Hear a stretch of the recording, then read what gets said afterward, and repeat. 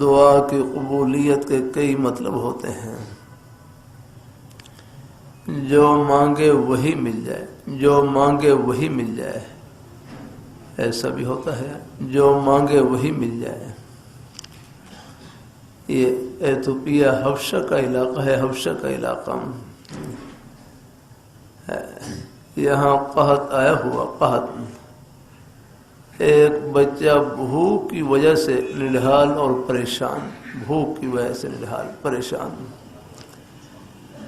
اس نے اللہ پاک کی بارگاہ میں دعا کی، یا اللہ میں بھوک کی وجہ سے نڈھال ہوں، سخت پریشان ہوں، کھانے کی حاجت ہے، لیکن کھانے کے بعد بھوک کا ختم ہونا اور پینے کے بعد، پانی پینے کے بعد پیاس کا ختم ہونا، یہ آپ کے حکم سے ہوتا ہے.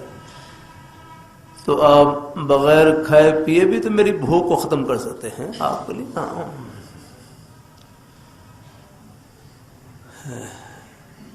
تو اللہ پاک کی بارگاہ میں دعا کی کہ یا اللہ میری بھوک کو بھی ختم فرما دے اور پیاس کو بھی.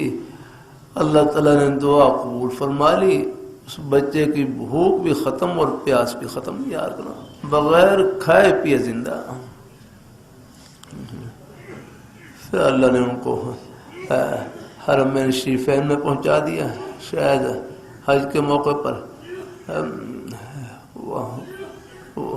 وہاں کچھ ان کی بات کوئی پہنچ گئی، پھیل گئی. عرب حضرات مہمان نواز، وہ اب کوئی جوس والا لے کر آئیں، کوئی کھانے کی چیز لے کر آئیں، بس جو کھائے وہ کہہ کر دے. بغیر کھائے پیے زندہ.